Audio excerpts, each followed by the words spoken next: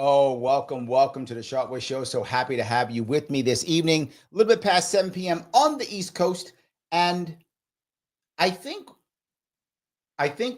I may or may not be live on Twitter right now because Twitter's having trouble. So there may not be Twitter people on today. We'll see. Maybe I'll post this later on Twitter or something. So if you're watching on Twitter, you're not watching on Twitter. So what are you going to do? I guess that's how that works tonight. Any case, I'm glad you people who are not on Twitter are with me this evening. So happy to have you here. I wanted to talk about something that's been bothering me for a while. And the issue is it's been a long time with people being concerned or worried about kind of what's happening in America because Trump is always saying something, saying this, saying that, saying this, saying that, all those things. Today, I thought I'm not going to do that. I'm going to talk about what I want to talk about for a little bit, and that is America in general. There are a lot of people who are saying maybe America's in trouble, America's failing, but not just that. Why in the world would people be okay with what Trump is doing? Trump is shaking things up like there's no tomorrow. Why would people be okay with it? Why are they accepting it? Well, Larry, not everyone's okay with it. Not everyone's okay with it. That's accurate. Not everyone is. But the majority of people clearly are. They're either supporting it or the opposite, saying nothing. Which saying nothing means you're okay with it. You're letting it go, right? You're going, let's see what happens. Whatever happens, happens. I'm going to let this go. And that's happening a lot right now. Why? Is it because America has been failing for so long? If that's true, why are there so many people who keep saying, Larry, you don't understand, what Trump's doing is terrible. It's hurting us out here. It's hurting us out there. This is what Fareed Zakaria said this weekend. This is what actually spurred this, because he was talking about Trump's new policies and how it's affecting Europe and the rest of the world and how all this was good for us and important for us. And listen to what he has to say. Meanwhile, Washington declared a tariff war on its neighbors and closest trading partners, Canada and Mexico, and demanded that Denmark sell it Greenland and Panama hand over the Panama Canal. It has moved to withdraw from the World Health Organization, which the U.S. helped found. It has tried to shutter most of its foreign aid programs to the world's poor, reversing a tradition of generosity that dates back to World War I. Now, he's right on all the things he just said. This is accurate. Usually, generally speaking, Fareed, which is why I often will watch him, what he's saying is usually accurate. Not always, but it is usually accurate. His answers aren't always right answers. But when he says this is a problem, he's usually correct. And he was here too. This is an accurate statement. So why would Americans be okay getting rid of all this generosity? Why would Americans be okay ending this aid and soft power and things like that? There's arguments saying that soft power is very important and we should be generous, blah, blah. Our GDP has been growing, all those things. Accurate statements. But here's the problem. Americans aren't happy. We aren't happy. We aren't getting it all. We're not getting what we want. And that's why Americans are like, our system may be working for others. It ain't working for us. And you might go, but Larry, Trump said his are bad. Okay, what was the answers before him? The answer before him was what the establishment guys like Fareed keep saying. Its tariffs are clear violations of trade rules that Washington itself created and championed for decades. For decades. And those trade rules that Washington championed for decades, again, he's correct in what he's saying. Yes, gutted the middle class, gutted what is now known as the Rust Belt, gutted our manufacturing. Ross Perot said in the 90s, you're going to see a large sucking sound, all the jobs going to Mexico. Yes. So again, he is correct. We did champion them as a country, as a government for decades, and it wrecked us. It wrecked us. Decades. These remarkable turnarounds are being noticed around the world Yep. and will result in a revolution in foreign policy everywhere. Now, again, he's not wrong. It will. You're going to see it happening everywhere. Yes. But why aren't Americans fighting it? Well, let's be forward. If I had been writing you a check, Shelley, every year for 50 years, and Michael writing you a check for 20 years, and Joel writing you a check for 15 years, every month you getting a check from me every month, and I go, I'm not giving you a check no more. You'd be pissed too. Wait a minute, Larry, I've been getting my check for years. How can you not send me a check no more? Because I'm broke. I can't afford to send you a check anymore. You're like, oh, how dare you? You're going to become Greta Thunberg. How dare you? You're going to become Greta Thunberg. How dare you, Larry? You've been sending me a check for all these years. You better keep sending me that check. And I'm like, I can't afford it anymore. That's what's actually happening. And he's not wrong. People are unhappy about this. And I get it. You would be unhappy too if you were accustomed to my check coming to you every single month for years on end. And I go, I'm not sending that check anymore. You're like, but wait, I have set my lifestyle up to take this check. I have bills that I now pay with your check. So Larry, please don't stop the check. Now I'm pissed off. And you might go, well, Larry, they have no right to be pissed off. Doesn't mean they're not pissed off. Again, not saying you're wrong, but does it mean that they're not pissed off? And this is what's happening. This is correct.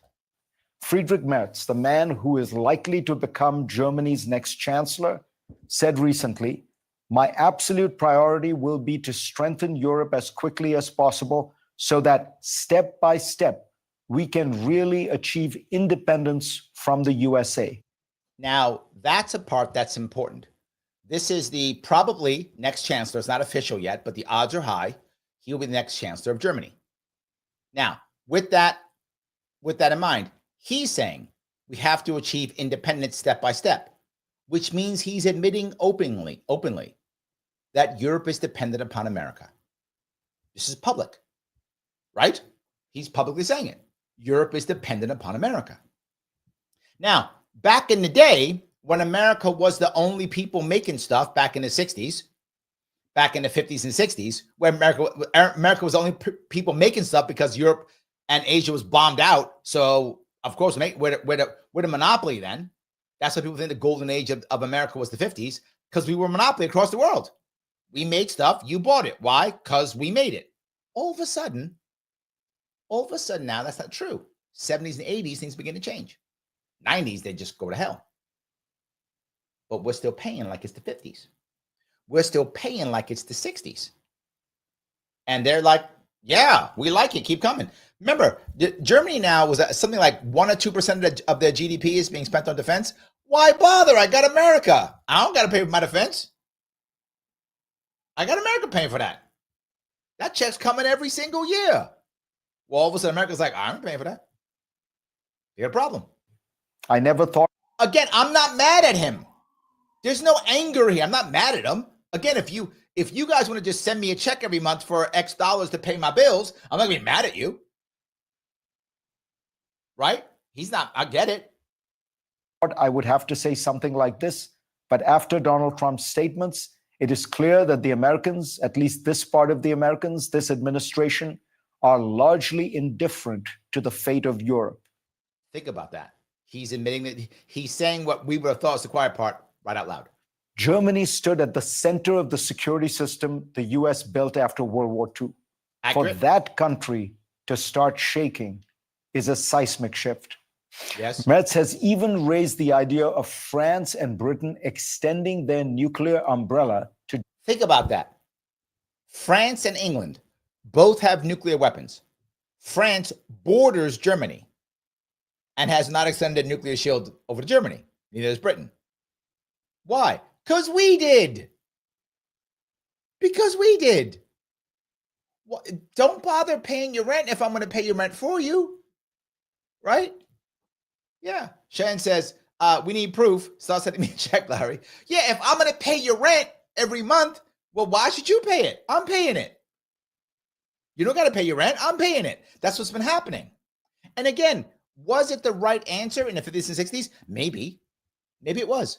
Is there some value to it even now? Of course there is. There's value to it. Fried's not wrong in what he's saying. The question is, what do Americans believe and feel is the value compared to what Americans are getting? That's the worry and concern. And if you go, Larry, but we're going to lose a lot. You're right. Again, he's not wrong with what he's saying. But the question is, what about Americans? Germany, because he's no longer convinced that the US would defend his country. That American promise was the essence of NATO. But yes, no one, which is why NATO should have gone away a long time ago. in Europe knows if Trump would actually honor it. People in Taiwan have watched nervously as the Trump administration has turned on Ukraine. And rather than offering support against the predatory intentions of Taiwan's bullying neighbor, Trump has berated Taiwan for not spending enough on its own defense. Yep. Many on the island now worry that Trump might make a deal with Beijing that leaves them abandoned, like Ukraine. Now, you might say, Larry, we shouldn't do a deal with China. Or, Larry, we shouldn't do a deal with Russia. The problem with that is if we do that, and again, I don't want to take away anything Fareed's saying. Again, what he's saying is real. It's true.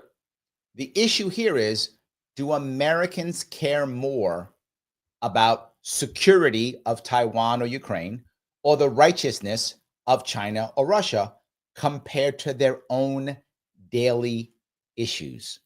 And the problem is the establishment has lost touch with the average American completely. And the establishment, if you watch any of the shows, is all about, we can't let Russia get away with it. We can't let China get away with it. I can't pay my bills. Why would I care? Not just that, right? Hold on. Not just that. Let me do something that's even more important. I'm going to show a couple pieces that matter. Here's the piece that I bring up constantly. That is the biggest issue constantly. And this is, hold on.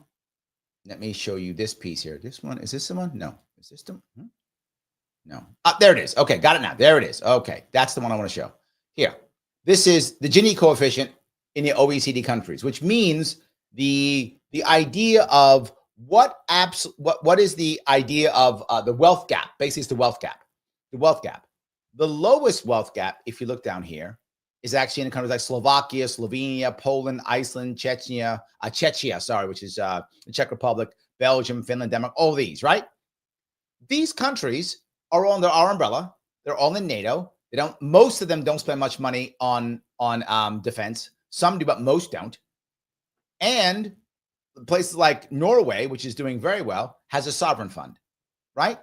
And where are we? We are way up here. We up here by Bulgaria and Turkey. We do not have a great wealth gap. Our wealth gap is bad. And they might go, well, Larry, why do we care about that? Because here's the problem. They all have a great wealth gap because we've been protecting them forever. That's the issue. We have been protecting them for a very long time. And the longer we protect them, the better off they are. And again, if I'm in America and my wealth gap is tiny and I'm doing well and I'm paying my rent and I'm paying my bills, well, I don't mind so much if I got to throw some money over into Europe or I don't mind as much because I'm doing okay. But what happens when I'm not doing okay? I go, Larry, we're doing fine. Here's what I'm telling Larry, you understand, our GDP is higher than ever and the employment rate is low. None of those things matter. I don't mean to be cruel. I'm being forward. Why does GNP and GDP not matter? Because GDP includes government spending. You want GDP to go up? Spend more money. We're $37 trillion in debt. That's why our GDP is so big. I'm not making that up. Do your own homework. That's true. In fact, tomorrow night, by the way, I'm going to have an economist on tomorrow night. So you can do it if you want to. So yes, I'm going to have an economist on tomorrow night. So we can talk about that if you want to. But yes, without question, that's actually a thing we have to worry about here. Right? Our GDP goes up. So what? If our wealth gap continues to grow, who cares? It doesn't matter anymore. Right? It's irrelevant because our wealth gap's growing, which means people are in trouble. We have more debt than we've had in a long time. Consumer debt's at an all-time high. People are going to debt, heavy debt. And unemployment isn't bad because people are checking out. Last numbers I saw was over 8 million young men have checked out. Last thing I saw from news said 6.8 million. Whatever that number is, it's still too high. If it's 6 million, 7 million, 8, I don't care. Checking out. Well, those people don't count in unemployment. And when you count underemployment, people who have massive degrees, and then all of a sudden somehow have to work as a barista at Starbucks, it's even worse. Underemployment is at least 25%, if not higher. I think there's some official like 9 or 10%, but it's at least 25%. People who are underemployed. So underemployment and unemployment is huge. The workforce participation rate in America is the lowest it's been since like, I don't know when. I don't know, since they've been covering it. It's like the lowest it's been ever since they've been paying attention to it. So people aren't even going into the workforce anymore. They're just quitting. Just quitting. Over 60 million people in America get a check from the government. In New York State, and it's getting in other states, over half of the people on Medicaid, Medicare. Over half. We are not doing well financially. We just aren't. Right? We're not doing well financially. I go, well, Larry, it isn't only about the money. You are correct. It is not only about the money. You're right. It'd be nice if it was just, but it's not only about the money. It's also about things like happiness. And I bring it up all the time.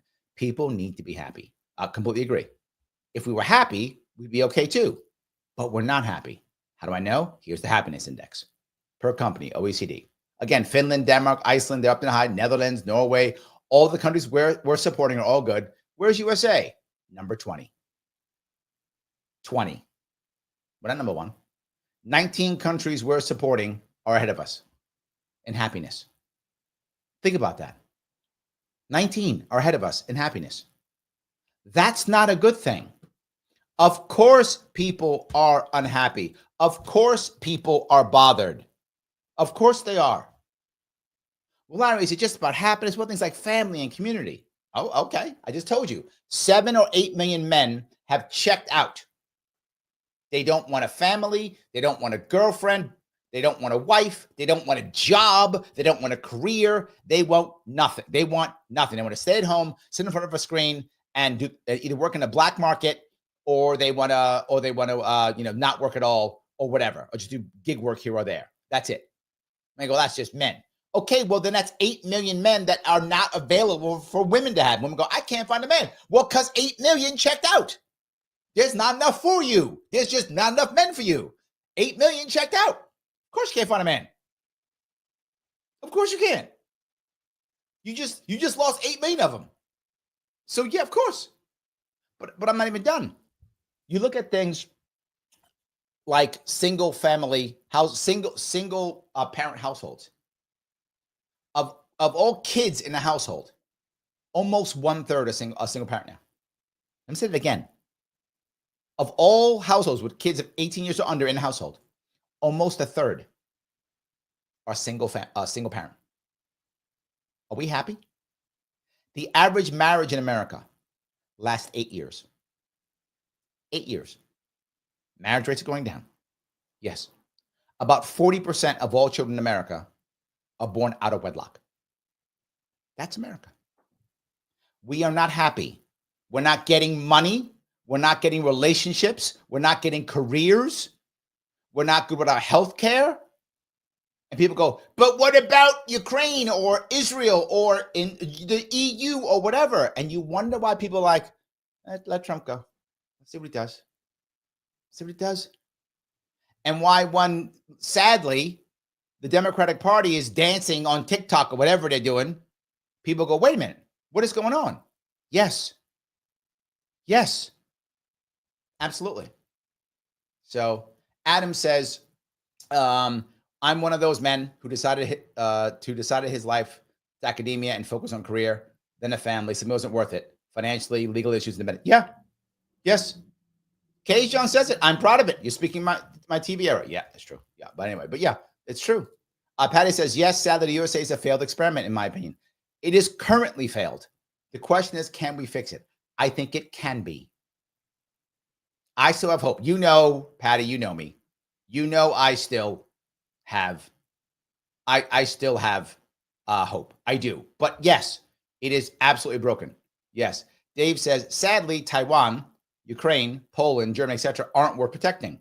Trump can say F Ukraine, F Taiwan, F Poland, F Germany until the FDA takes over, etc.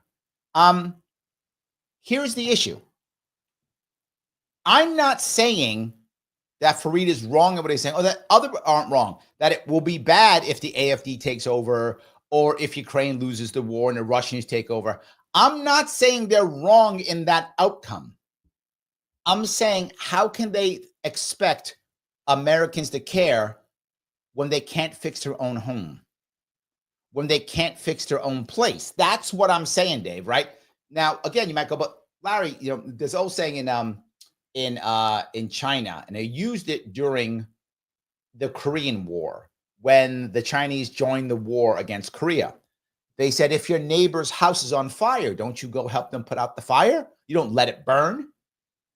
And they were like, yeah, let's go help our Korean neighbors and beat the Americans out of South Korea in the 1950s. And that was one of the stories they said. Well, what happens if your house is on fire too? Do you go help the neighbor's house while your house burns? You don't. You put out your own house first.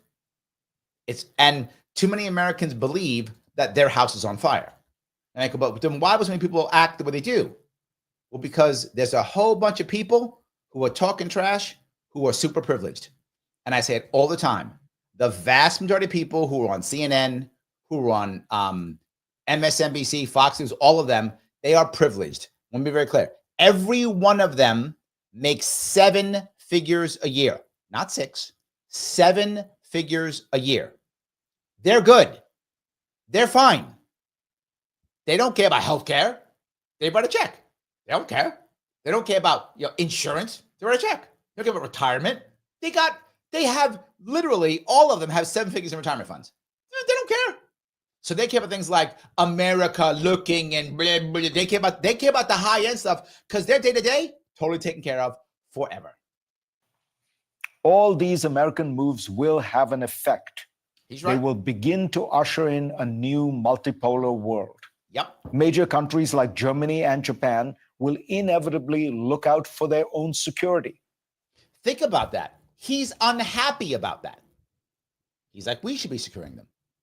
And you know what? In a perfect world, he's right. It'd be great if only America had nuclear weapons and America control everything. Great. USA, USA. Wonderful.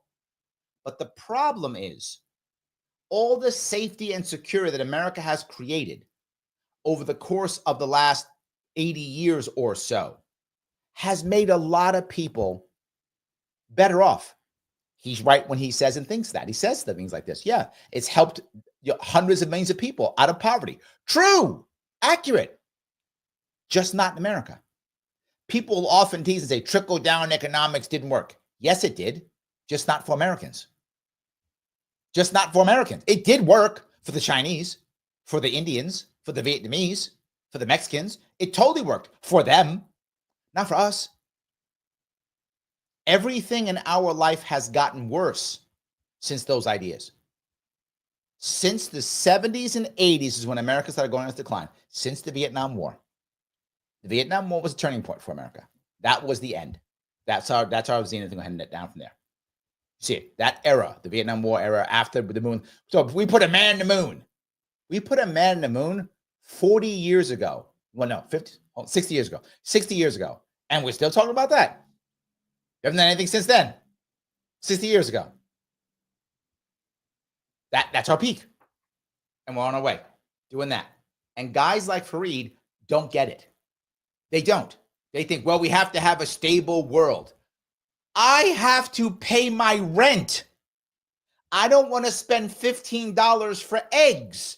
Do I give a shit about a stable world if I can't feed my family? I don't care.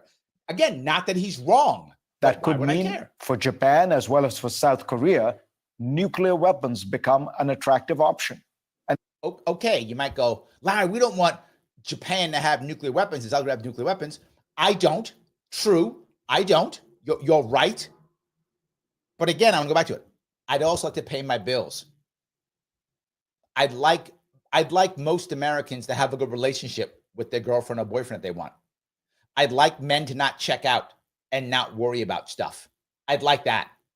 I'd like men to have good jobs so they don't want to sit in front of a computer all day and not do anything but that. I'd like women to be able to find men that they are attracted to and they want to be with. I would like all those things. And I want those things more than I care about Japan or South Korea having nuclear weapons, even though he is correct. An insurance policy against aggression. Under the US security umbrella, the world has seen remarkably little nuclear proliferation. Yes. That could change dramatically. Every country will consider how to wean itself off dependence on the US. As countries seek independence from the US, they might also seek alternatives to the dominance of the dollar. This is a key piece. This is the part that actually bothers me. This scares me. This part does scare me. Because look, this is why it bothers me. Do I think we have to get rid of the Fed? 100% yes. But I don't want a shock to our system. We're already in trouble. I want to be clear. There's I think it was Robert Greene who wrote the book, The 48 Laws of Power. I got to see if I can find it. He talked about the idea of that what America's making right now is millions of dangerous men. I've been saying this for years. And women get mad at me. I see it in the comments. I get the texts. I get the text. I get the DMs. I get them. Larry, why do you care so much about men? What about women? Blah, blah, blah, blah. I'll tell you why. Because we are making 8 or 6, whatever, very dangerous men. Larry, they're dumb. They're sitting in front of the computer. Yes, you're right. But when stuff goes bad, when stuff goes south, and the real fascist shows up, not Trump, because that's not what that's stuff people made up. When the real one shows up, who's going to put the armband on? Those men. Who's going to put you or your loved one in a camp? Those men. They're waiting. We have a bunch of dangerous men right now. Why do you think things like the neo-Nazis and stuff are all growing? It's those men. And you may laugh, they're dumb, they're whatever. They're dumb until they get an armband and rifles. All of a sudden, they're not dumb anymore. They're dumb until they start putting you into a camp. Then they're not dumb anymore. I am concerned about this. Unhappy people. Every single fascist group ever, all of their armies are filled the ranks of disenfranchised men. Every time. Italy, Spain, Germany. Does not matter. Does not matter. And we got somewhere between 6 and 9 million of them sitting in front of the computer right now, mad at the world. Don't want anything. When women are in trouble, they go on TikTok and cry. When men are in trouble, they put on the armband. That's why I care about them more than the women being in trouble. Plus, the women, part of the reason why women are in trouble is they can't find men. That's one of the reasons why. Why? Because 8 million checked out. This is math. It's just math. So I am concerned, right? I am concerned about these things. And that's why I yap about it all the damn time. Europeans, who are really the only ones who could mount an alternative, might start issuing EU bonds, which would be the most effective competitor to US Treasury bonds. That's a America's true issue. Exorbitant privilege of owning the world's reserve currency, which has allowed it to run up massive deficits at low cost. Yes, but see, this is the part I'm okay with. If we eventually get rid of it and don't do that anymore, I'm okay with that. My worry is we're not going to pay attention. Our leadership is completely, utterly incompetent, and it's going to let it crash. And then all of a sudden things get worse. Look, the odds are very high there's going to be a crash this year. May not be. Odds are very high.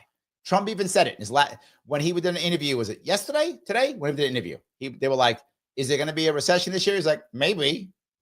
Again, his words, not mine. He's like, "What are you going to do?" Yeah, but he's like, "But it'll be okay." Now, to be for Trump and for us, for Trump, if the recession is relatively short and we see a return by Christmas or by New Year, he will be politically fine. He has some time for that to work for him. He does have some time where he'll be okay politically. That's all, politically.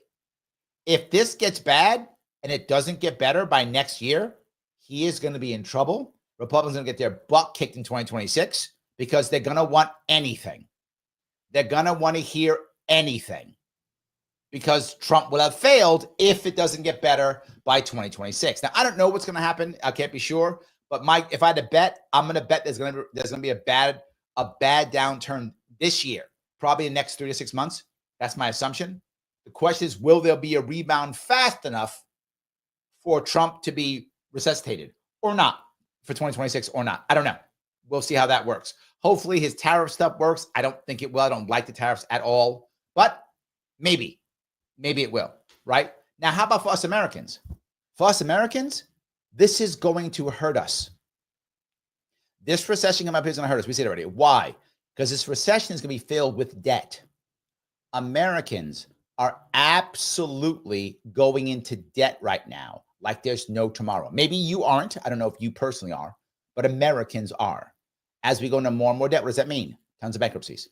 There was a thing that came up. Oh, was it a New York Times maybe? New York Times, I think, was talking about the idea that during the Biden administration, they were actually hiding all of the people, defaulting on their loan, on their bank loans for the housing, and the government was just paying, taking taxpayer dollars, just paying. I'm not making that up. That's a New York Times story, right? Now, if they lie, they lie, but that's the actual New York Times story. That government took taxpayer dollars and paid off debt so it wouldn't look like all the housing is about to crash. The housing, I've been telling you, it's been already happening in Florida. Again, if you remember months ago, when some people were like, Kathy Hochul's doing a great thing. She's talking about making sure that the private equity can't buy up homes anymore. And I said, way too late. Private equity has been bailing out of home buying for this whole last year. They've been bailing out as no tomorrow. They're selling all their homes because they see it happening. They're dumping out and getting cash. So she's going to stop them from buying homes when they no longer want to buy homes. So she can act like she's being progressive and beating up on the banks without hurting her donors. It's actually brilliant for her because a lot of people who are Democrats or lean left don't know what I just said. So they think, oh, good, she's finally cracking down on the banks. No, she's not. They're already bailing on this. At one point, there was about 40% of all the new purchases from private equity. Now it's like 9%. Yes, that's how small it's gotten. They know, they see the sign. Florida is ground zero. And Florida housing is collapsing. And that's ground zero. You're seeing it already happening. So this is already a bad time for us. So I think it's going to happen. So for us, it's going to hurt badly. It's going to make a lot of us renters. The issue is, can we turn this around? And I'm going to tell you how I think we have a chance at a macro level of doing it. Let me wrap this up real fast if I could. I'm going to walk down. Might erode faster than we could imagine. Mm-hmm. All these changes are gifts to Russia and China, whose goal has been to weaken America's power and presence in the world. And this is propaganda. This is the propaganda piece, right? We can't do this because Russia and China. Because Russia and China. I will ask you again. If you are privileged, well, then you care about this. I get it, right? If I got 3 homes and I'm good and I make 7 figures a year like Fareed and everyone on CNN, again, every single anchor, reporter on CNN, every one of them makes 7 or 8 figures a year, not 6, 7 or 8 figures a year. All of them are set financially in every way, shape, or form. They're good. I'm not mad at them for it. I'm not good for them. Make money. Good for you. I'm not mad at them for it. All I'm saying is when you hear them speak, recognize where they're coming from. They're talking about up here and the global blah, blah, blah, blah.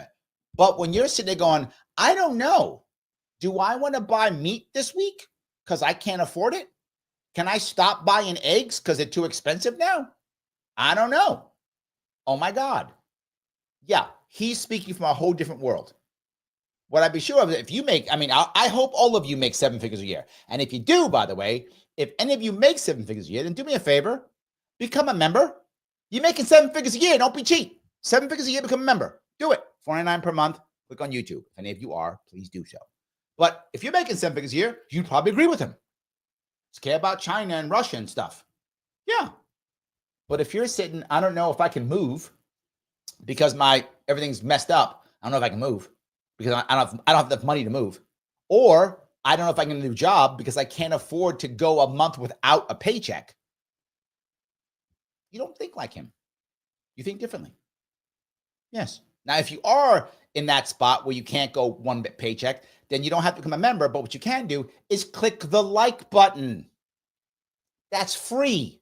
It doesn't matter how much money you pull in, if you're putting 7 figures in or not. You click the button that known as like, please do so. You can also share and repost if you can. And I'm not running on Twitter. I guess Twitter's been down all day. So I'm not even running on Twitter. So that means more people have to see me now. So you got to share now. Because Elon screwed me today with Twitter, you guys got to help me out by doing extra sharing. Share this on Twitter. From YouTube, cut it out, put it on Twitter. From Facebook, cut it out, put it on Twitter. Do that so people can come over. Otherwise, how are they going to know? They're not. So help me out. Also, follow me on Facebook, X, and Rumble. Subscribe on YouTube if you would, and select all notifications. But Larry, I've already subscribed. Doesn't matter. YouTube decides randomly, you're a bot, and you're gone, and unsubscribes you. And you're not a bot. I know you're not a bot because you're commenting here. You're not a bot. So resubscribe. It doesn't matter. You can always super chat me. They go right to the front. If you want to super chat me on YouTube, or you can rant me on Rumble. Either of those will work just fine. All right, let me wrap some of this up here. As one Russia analyst said recently on GPS about Trump's Ukraine policy, it's indeed like Easter, Hanukkah, Christmas, birthday of Vladimir Putin, and everything is happening on one day. There we go. There we go. So don't do it. Don't worry about paying your rent. That's not important.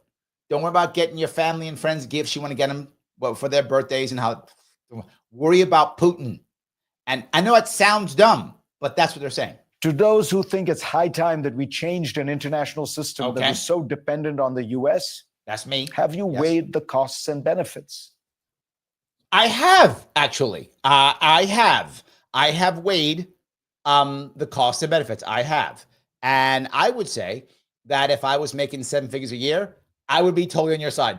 Like, totally on your side. I would be totally on your side. But I think most Americans are not there. Most Americans are heavily in debt, are unhappy, can't afford to buy a house, are worried about their rent. Too many of them are renters, see no future, so they don't care about the benefits. The United States has spent 8 decades building an international system of rules, norms, and values. He's right. This is an accurate statement. We have. That's true. That has produced the and look at all the places he's showing. Not America. Longest period of great power, peace, and global prosperity. And the stock market, which most people don't have anything in. Yes? In human history. Its alliances are the greatest force multiplier for American influence around the world. Accurate statement, American influence. And I would go back to the piece I brought before. If we're going to talk about us taking over Panama or taking over Greenland or taking over or whatever is the thing we're taking over, I would ask, where is that dividend for the American people?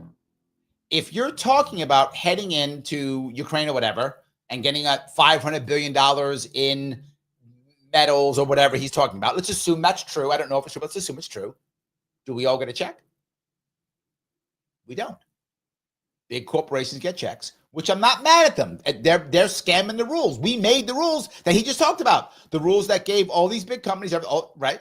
And will we get some jobs? Yes, we will. There will be some jobs. That's true. Absolutely. But where's our check? And America has been the greatest beneficiary of this system.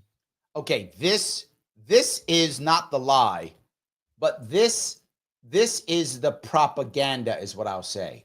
America has been the beneficiary. Does he mean the American government? If he means the American government, he's correct. The American people, I just showed you evidence that he was wrong. Even now, decades later, setting the agenda and dominating the world economically, technologically, militarily. Yes, true. As we are $37 trillion in debt, more than any other nation out there. Some of the nations that we've been supporting actually aren't in debt at all. Some have zero debt. Some have nothing but benefit. I keep bringing up Norway. Norway has a sovereign fund with $1 trillion in it. Not a billion, $1 trillion. Like over their whole country. Norway has 5 million people.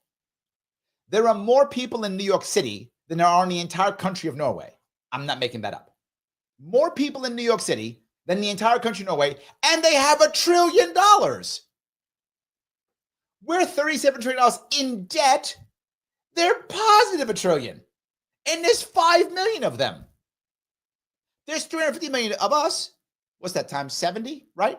So for us to be like Norway, America would have to have a $70 trillion fund.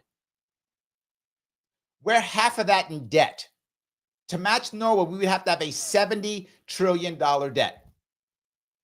Michael goes, yeah, invade Norway. Agreed, but the problem, if we invade Norway and took all the money, we'd still be $36 trillion in debt. Even if we took their money. So we could, but we're still 35 trillion away from making the money. So it doesn't work either way. But I get the point, right? So yeah, we're not gaining from this. As this world unravels, America's privileged position will also decline. Now he said it. Privileged position.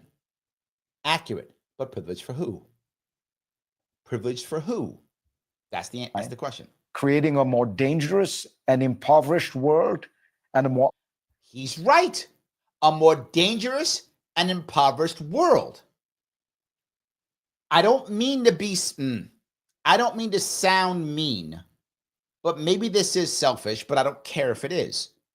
But since the 1970s and the Vietnam War and the changes that we've had to where the rest of the world is now growing, we have an impoverished and more violent, dangerous country. The world may be safer and less impoverished, and it is. But how about us? At what point do we say stop? At what point do we say stop? Isolated, mistrusted, and insecure America. Yes, isolated, mistrusted, insecure. I don't know about insecure, but isolated, mistrusted, maybe. Why are we insecure? We have nuclear weapons and we have nuclear weapons, the most powerful military on the planet, and not even close, the most powerful Navy on the planet. Our Navy is more powerful than all of the navies on the planet combined. I'm not exaggerating in any way, shape, or form. If you took all of the navies of every other country and put them all together and tried to fight our Navy, we would sink all of them. We would sink all the other ships. That is how powerful our Navy is. So we're not going to be insecure. That's not a thing. That's not correct. We are huge. AC says, the second largest Air Force in the world is the United States Navy. Correct. Yes, the best pilots in the world aren't Air Force pilots. They're Navy pilots. Remember Top Gun? Top Gun's not Air Force. It's Navy. Yes, he's absolutely correct. Yes, we are doing just fine. Yes, we're just doing just fine. So that's not a thing, right? We have to make sure that we're okay, and we are not. So disagree about the Navy. Hold on. Disagree about the Navy. No, you're right. It's true. It's true. Yes. He says, world's not safe from us. I guess you mean nukes. True. Not wrong. Not wrong. I always go quote. I don't know how to pronounce your whole thing. Russia and Chinese missiles. This is a valid issue. The Russians do have, and so do the Chinese, supersonic missiles. That's true. They do have supersonic missiles. That is very true. But the missiles they have, while they're powerful, unless you're going to put nukes on them, now that would change things, obviously. But assuming you're not going nuke, assuming not, even with those missiles, some of you who know the Navy, the way there is it is very hard to sink a naval vessel. Like, really hard. Like, you have to hit that. You got to hit that vessel with like multiple missiles to sink a naval vessel. And we would counterstrike. So wherever your missiles are, we would counterstrike them. So yes. Anyway, it doesn't matter. We're not insecure. Is my point, right? The Chinese and the Russians aren't going to try to invade us. That's not a thing. That part's not true, right? That's not a thing. But the other parts, the post-American world may change things. I agree. But maybe it's okay. The post-American world is now in plain sight. And I bring that because he may be right about a lot of things, but maybe America's okay with it, right? Maybe America's okay because we got to fix our own house, and our house in trouble. We have a terrible wealth gap across our country. In New York State, as I say all the time, New York State has the worst wealth gap in the entire country. It's all a problem, and we've got to fix it. And I know people are saying, but Trump is bad. I get it. Look, you guys know if I had to choose, I wouldn't choose his way. I've been open about that. My problem is no one else has done anything and no one's still giving even an opportunity. What's their answer? And the sad part is when it comes to the Democrats, if you go back to Bernie in 2016, he was actually giving up answers. He was like, we got to do Medicare for all, tax to billionaires, blah, blah. I would ask you, what mainstream Democrat, other than Bernie kind of failing at it, other than Bernie, is right now talking even about that? Again, I'm not a fan of it, but that would be an answer, right? They used to have answers. Even Jill Stein had answers. Democrats don't have any. They're dancing on TikToks and whatever. They're doing that stuff. So over on Rumble, Joel says, our governor, the first mom governor of New York, knows how hard it is to make ends meet. She's one of us. She tries to do that. She's now, if you saw my governor, Her Majesty, Queen Kathy, first of her name, she actually is now out in diners telling people how hard it is to be a mom because this is Women's Month or whatever. Yeah, right. So she's telling people how she knows. And she hasn't stopped playing identity politics. And she won't. She hasn't stopped and she won't stop. That is her thing. But people say she'll play the race card. Doesn't play the race card. She plays a gender card all the time. That is her thing. And she has learned that enough people just don't care anymore. But anyway, let me grab some comments and questions if I can here. Let's see here. Michael says, bye-bye bureaucratic state. God, I hope that's true, but I don't know if that's true. I am seeing them fight back against it, which the one thing I like about it is, and I do like this concept. Sadly, there's a lot of pain with it. But the concept of saying, okay, is it important to have bureaucrats? And if so, how? And should we control them? And how much control should we have over them? This is stuff we haven't done. So that part's good. I just feel bad for a lot of the pain that's happening because of it. And again, to be very forward, why is this happening? It's happening because there was no plan before. That's why it's happening. No plan before. Now you get this. And people get mad at me. I had a guy get mad at me. Larry, how can you say this? Why don't you stand up for stuff? What am I going to stand for? I'm going to virtue signal to make some idiot libertarian happy? I'm a libertarian too. And libertarians love virtue signaling. Oh my God. But if you want a virtue signaling libertarian, go to almost any other libertarian podcast and you will find virtue signaling from start to finish. Just yelling government bad, just doing that, no answers, virtue signaling, I'm purer than you, you're not a real libertarian. That is almost every other libertarian podcast.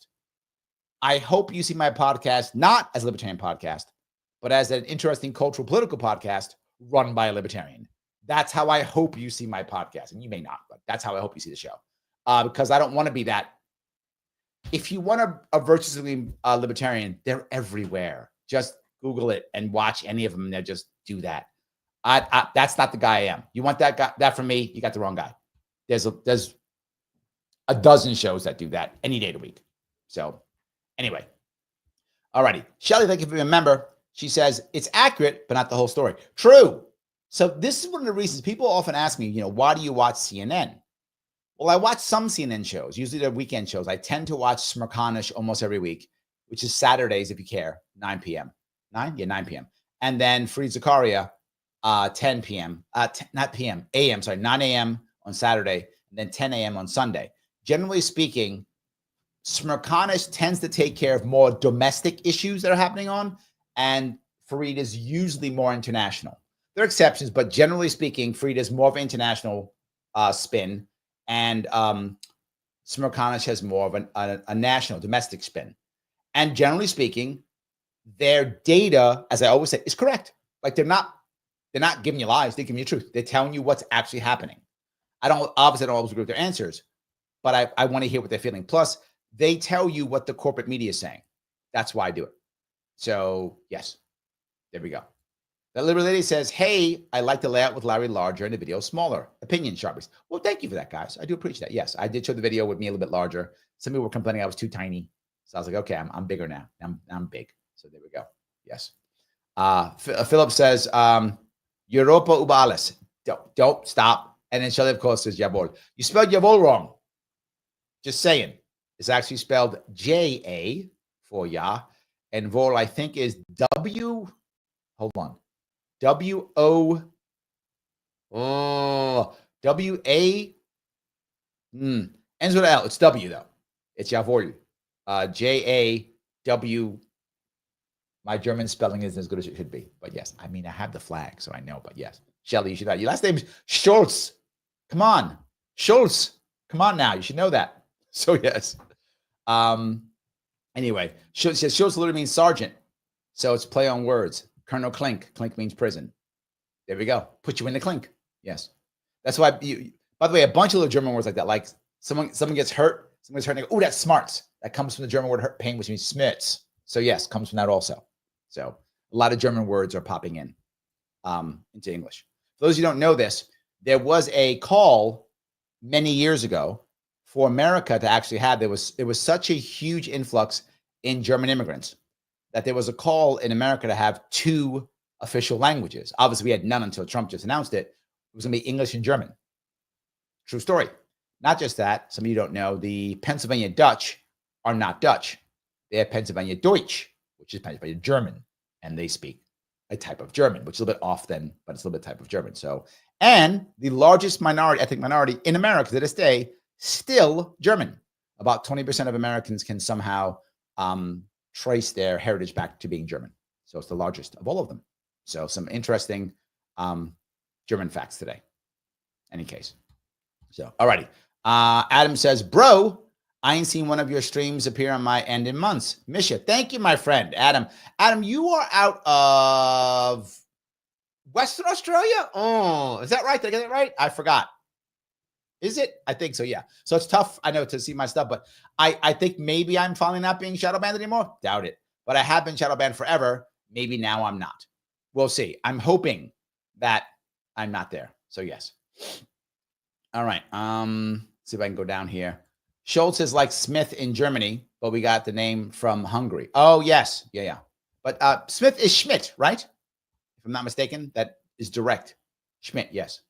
IC says, I said last year that we were in a recession. Now they're acknowledging that fact. We've been in a recession actually for a while. We've been in a recession for probably a couple of years, to be forward with you. We have been. We've been hiding it with a heavy debt and, of course, heavy pumping money in, right? Heavy debt and pumping money in. I'm talking about an actual crash coming. And the reason why I think a crash is going to come is because look at all the layoffs. They're everywhere. AI is doing so much. There's now, if I remember right, where did I see it? There is an actual factory someplace, factory or warehouse, I think, that is now completely run by bots. So that's the future. Yeah, that's the future. So yeah. The AC says we have a wealth gap because the rich, the government, okay. We have a wealth gap because the rich, the government, and keeps it from doing anything. Those of us who aren't rich, well, they get richer. I think what he's saying is we have a wealth gap because the rich own the government and keep it from doing anything. Those of us who aren't rich, while they get richer. That's accurate. Yeah, that's pretty accurate. I'd agree. You're not wrong. Yep. Adam says, to be honest, I get the American resistance to not want to give aid overseas. However, America needs to honor its agreements. It's made like NATO. If not, they have to leave. Also, when it comes to reverse, don't be surprised when the national community leaves you alone in times of need. Agreed, right? And I think, look, to be forward again, I'm not saying you're wrong or Fareed is wrong. What I'm saying is the system that has helped the world so much has not helped the average American. Has it helped America? Yes, 100% true. And the data is in. America, and I'm putting quotes because what does that mean? It means, to AC's point, the wealthy in America, the corporations in America, the government in America have all gained from this. That's true. That's accurate. But the average American hasn't. The average American has not. And I think that's why so many of them are like, whatever. And people might say, well, wait a minute, Larry. I mean, this is crazy. It's Trump. To be forward, I believe this.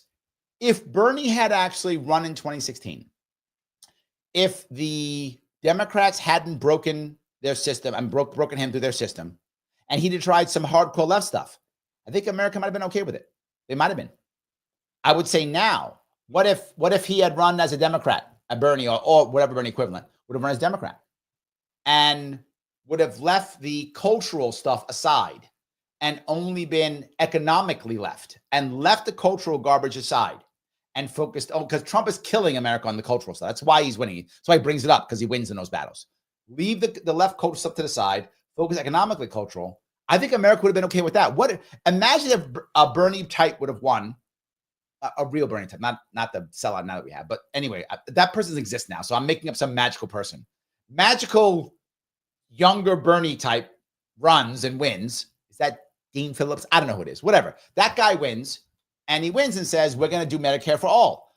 And we're going to do it through executive order.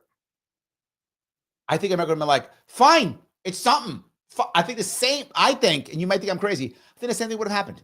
If America had voted not for the rebel that is Trump, but the rebel that is imaginary Bernie type that I've made up in my mind, that person who does not exist right now, if that person had actually won the election, America would have been like, fine. Yes, we're going to make it illegal to be a billionaire.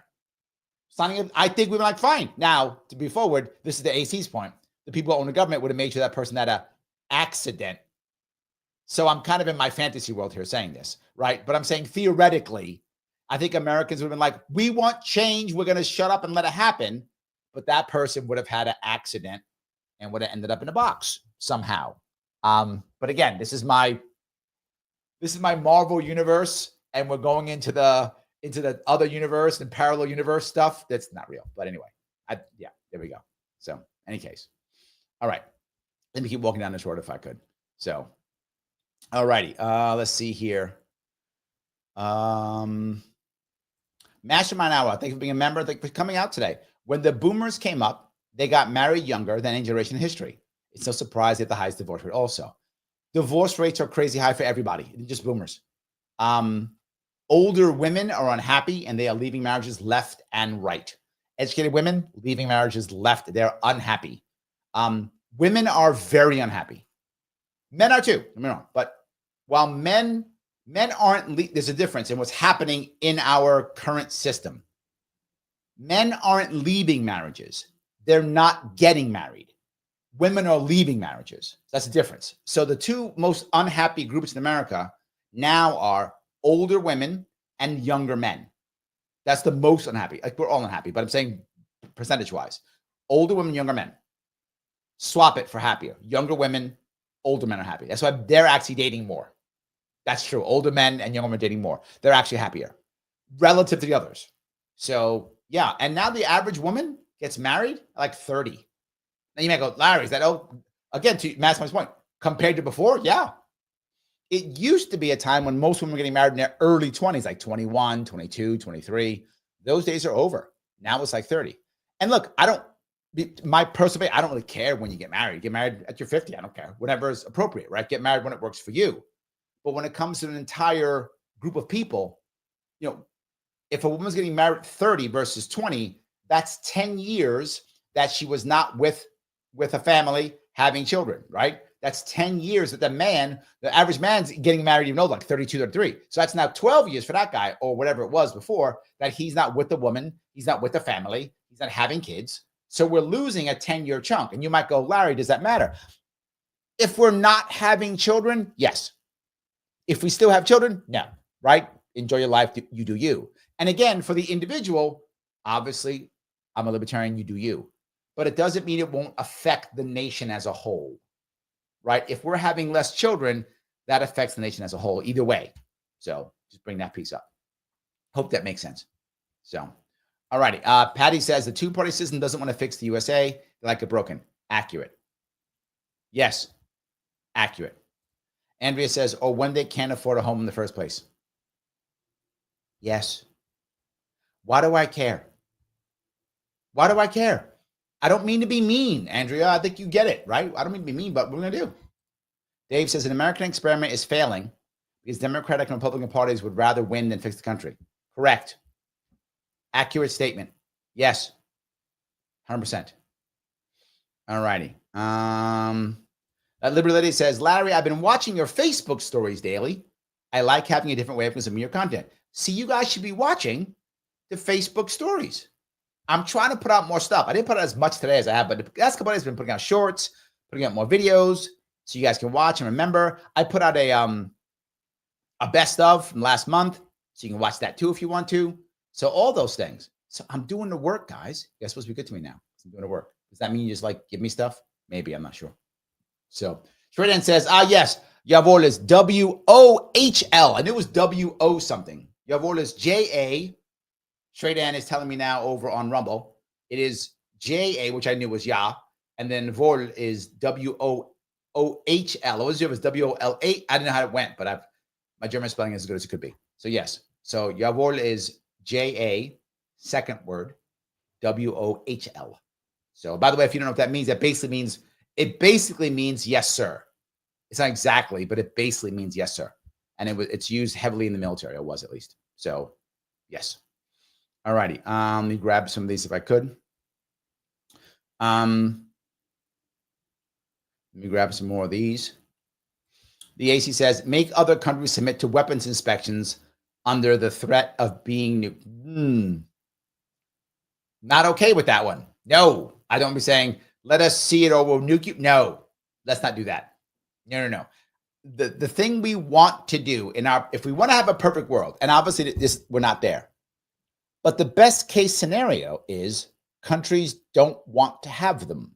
They feel safe enough to not have them, right? That's the goal. Let's make a world that's safe enough to where people go, why would I want to spend? Because to be forward, nuclear weapons are both dangerous and expensive. That's why they don't want to do them, because they're dangerous and expensive. I get it. If I was a country and didn't have to get one, I got it. Let's not get them. But they like to have to. Yeah. Phil says, that's really what Elon Musk has brought somewhat, glamorizing manufacturing and reaching for big goals. Kinda, yeah. Kinda. I think he brings tech, though, a lot, too. So, kinda. Yeah. Dave says, 55 years ago, we put a man on the moon. Yes. And we're still like, that's what we did. Yeah. The AC says, there were a couple of ladies on Fox News who were saying eggs are so expensive that I bought some chickens and let them go around and lay eggs on the back 40. Yes. The funny part about this is I know some friends who got chickens years ago because they just like chickens. And they're like, life's good now. So, yes, absolutely. Yeah. Dave says, why should we care if Ukraine, South Korea, Germany, Taiwan develop nuclear weapons? If we won't defend these countries, why shouldn't they defend themselves? Two reasons. I think the world's not going to end if they do, right? But the reason why you'd be worried about that is, one, the more you have, the more chance that they might let one go for some reason, or some might gamble and think, well, you won't do it over this. What do I mean by that? For those who don't know, Germany during World War II had massive stockpiles of chemical weapons. Massive stockpiles of chemical weapons. Never used them. Massive stockpiles of chemical weapons. Even in the end, never used them. No Wunderwaffen. They did not use any of them. So, and we knew they could. If you see the pictures of Germans going into battle in the early war, they all had a circular canister on their back. That's their gas mask. Because they didn't know if chemical weapons would be used during the war. By the end of the war, you never saw it anymore. Why? Because no one was using chemical weapons. But they used to carry gas masks into combat in the early parts of World War II, thinking they might use chemical warfare against each other, because they did in World War I. They used mustard gas and other types of gas against each other. They didn't. So weapons of mass destruction weren't used even during that combat. And so someone might go, well, I'll invade South Korea. They would never use that. I'll invade Taiwan. They would never use that. And they might. So that's one worry. The second worry is, are they going to be able to maintain them? They are expensive and dangerous. So is Ukraine or South Korea or Germany, Taiwan, I mean, who knows? Are they going to be able to maintain them? They're expensive and dangerous. And the more of them, then they fall into the hands of someone who doesn't care. And most of our enemies now are not going to be nation states. They're going to be groups of people who decide, I have an agenda and I don't have a homeland that I'm worried if it gets bombed or not. So I'll just bomb yours. What are you going to do? Kill me? It's a suicide mission. I don't care. So that would be the worry. That's why you would worry. To be forward, Dave, I'm not saying that's enough for us to at AC's point, threaten to nuke them if they don't do it. I'm not saying it's enough, but that will be the fear, right? And we have to balance that and go, okay, what's more important? And I think most Americans are saying, I want to be able to feed my family. It's more important. So yes. Anyway, IC says, calling Trump the F word paves the way for the real F man to rise unchecked. Correct. IC, it's what I've been saying. Correct. Because we've cried wolf too many times. Here's the problem. What we've done in America, and this has been Democrats more than anybody else, it's not even close, is we've used horrible words and shaming language and insults so often on everybody, right? The right's in it too. If you remember when Barack Obama first was elected, they had pictures of him with the mustache and he was that guy, right? They had that. Everybody's that guy, right? But the left isn't it worse at the left. The Democrats isn't it worse in the past since Trump. And they call everybody they don't like a Nazi or a fascist. Everybody's that. Everyone's an ist or a phobe. Everybody is. I say, oh, that guy's, whatever. That guy looks gay or whatever. Oh my God, you're a homophobe. Or that guy looks big. Oh my God, you're an ableist or whatever. Right? Everyone's an ist or a phobe, no matter what you say or do. Well, there are real ists to your point. I see. There are real fascists in this world, real Nazis in this world, in this country, real ones who are happy putting the armband on and will build the camps. You are correct. Those people exist. But now you don't even believe them anymore because you've called like the guy down the street who put a Trump sign out. You called him that. He's not that. He just hates Democrats, right? So he puts a Trump sign out to troll the Democrats. That's why he did it. But we've called him that. So now when I say, no, here's a real one. Look, he's got the armband. Whatever. I heard this 1,000 times, Larry. So tired of you talking about everyone's an ist or a phobe. I don't care. No. He's building a camp. He's got like 5 other guys with armbands. Whatever. That's going to happen. You're right. That's going to happen. So the guy who's really going to build a camp and put the armband on, we're going to ignore him. You're right. Shredan says, in 1992, we were worried that the old Soviet Union would have the nukes stolen. We would help protect the nukes until Russia was strong enough to protect them. Yeah, that was another point. Yes, we were worried about that. That's the worry. So far that we know, none have popped up anyplace. So far.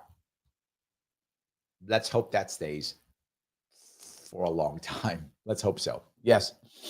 Swinbot, how are you? Every time I'm new here, every time I hear Larry talk, I appreciate what he's saying more and more. Oh, thank you. I appreciate that. I'm happy that more people are coming and seeing this and seeing value. What I try my best to do, Swinbot, is I try to give you some insight that other people wouldn't tell you, right? Some people say, well, Larry, you should follow the news.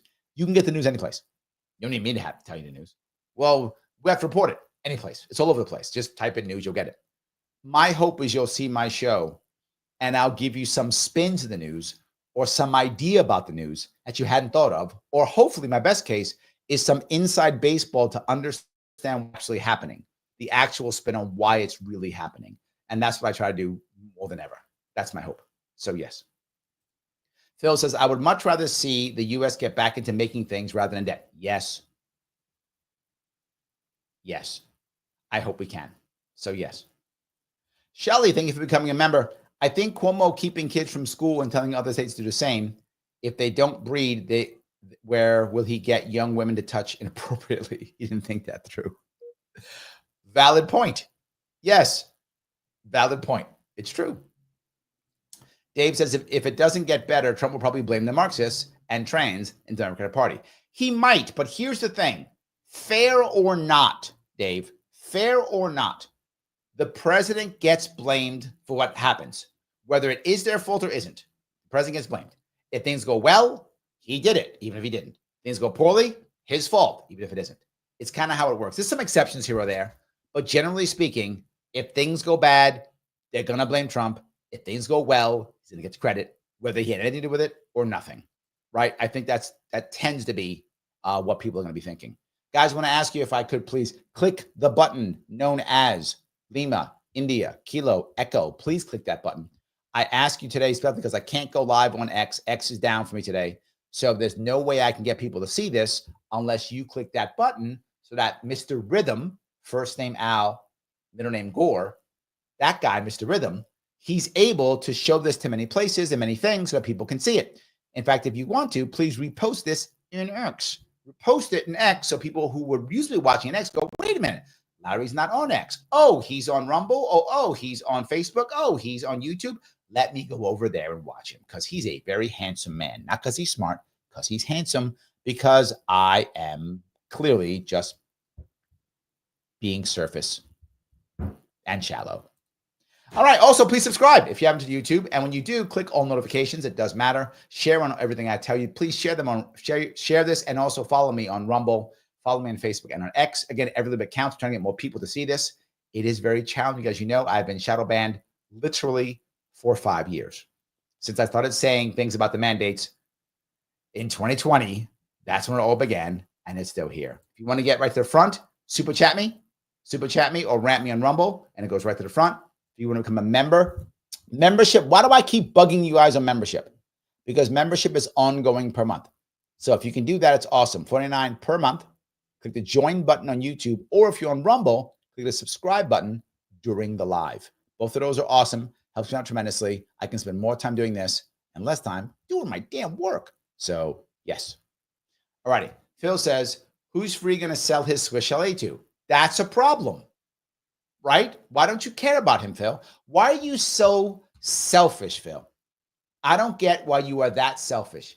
He's going to have to sell that chalet to somebody, right?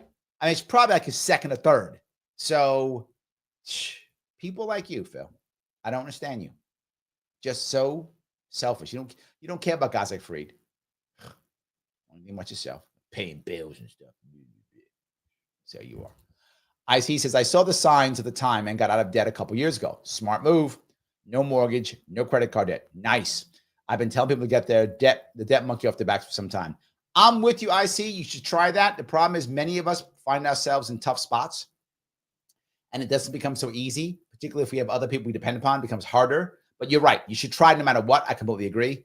It can be challenging, though, if you have a family, if you have a business, you have other things you're working on. It can be challenging to stay out of debt. I know I've had issues. I've run for office. Big time debt. Yes, absolutely. I agree. Yes.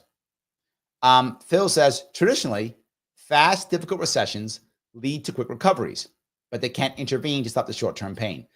And look, if Trump does that, and I don't know what it's going to happen. I don't know how bad or how good this will be, how they respond. If Trump does it, he's going to be a hero. I mean, for those of you who are older, if you remember Reagan, when Reagan came in, we hit a recession, but bounced out of it hard and good. And people loved Reagan because we bounced out of it. Will this happen for Trump? I don't know. I'm unsure, right? I'm unsure. We'll see, right? Hopefully for Americans, that will happen. So, yeah. Phil says, no, but engagement drives the Mr. Rhythm. I'm doing my part. Oh, I have to get that little GIF. I'm doing my part. Yes. Michael says, if you count the decimal point, I'm making low 7 figures a year. There we go. Look at you. You good. You are good. I love that. But you know, I'm not counting them. But yes, that's great. Yes.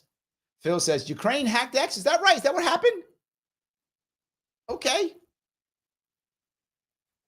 Take that. There we go. AC says, they said Twitter was under a severe cyber attack today. Well, it shut me down, so I guess that's true. I guess it did shut me down, so I guess that's true. So yes. All righty. Let's see. Shelly says, Facebook threw me out while sharing a live stream of a guy named Larry. Yes. Yes. I've seen it happen more than once. Yes. K-John says, I'm 68. My boyfriend's 46. We've been together for 10 years, and we're happy. Not rich monetarily, but in every other way. And this is my point, K-John. You want to be able, I want people to be able to be happy. If that includes a lot of cash, good, right? If you prefer having lots of cool things and living in big cities and all that, good for you. Love it. And if you're like, no, we need little things, good. I'm not here to judge happiness. I'm here for you to be happy, right? That's the critical piece, for you to be happy. That's the critical part. And it does matter, right? Depending upon who you are. And look, if 8 million men walk away from the dating market, women are going to have trouble finding men. It's just, It's math, right? We're all the good men. They're at home, not being good men because they don't want to be. IC says, my mom married at 16 years old. Yep. She and my dad were married until they passed 1 day apart. Oh, wow. They had 14 children. Those days, unless you're Amish, are long gone. I'm not joking when I say Amish. I think I showed you guys that video, what, two or was it 3 weeks ago, maybe? I forgot how long ago it was, on the growth of the Amish and evangelicals, stuff like that. Yes, absolutely. Yes. So, all righty. Mike Voss in the house. So I don't think America is failing, but I do think progressive elitists want America to fail. Yeah, but you hate the left no matter what. That's just you. That's not newsflash. Mike Voss doesn't like Democrats. What? Yes, they despise what America stands for. The thing that I would say here is, I don't think progressives want America to fail. Then that's not true. I think what they actually want is America to be a different country than it actually is. And that is why many of the people who are elitists are angry at America, because it isn't the country they want it to be. They want it to be something very different. They don't see it as failure, right? They see it as, we'll change it into the thing that we want to change it to. And we will shame and force it by controlling the establishment to make it the country we want. They don't see it as failing, right? And I'll bring the example of like someone like Mao in China. Mao didn't see his policies as failure. I mean, clearly they were failure. He didn't say it that way. If people had died to mold this country, okay. Genghis Khan, I remember from the movie I saw, they gave him a quote there. I don't know if it was actually his quote or if the writer made it his quote, but in the movie called Mongol, he says, I'm going to bring civilization to my people if I have to kill half of them to do it. That's what Mao was like. I'm going to bring communism to China. If I got to kill 20 million, what are you going to do? He didn't see it as a failure. So I don't think they see it as America failing. They want America to be the way they want it to be. They don't see it as a failure. I know you see it as one. I get it, but they don't. They don't see it that way at all. So let's see here. Michael Zona say, progressive leaders control the schools. True. Introduce trans /sex children. True. Affirm gender neuter kids. Make any male-female interaction toxic. Sadly, often true. Not always. The last part not always true, but has been often. They are why the birth rate's unsustainable.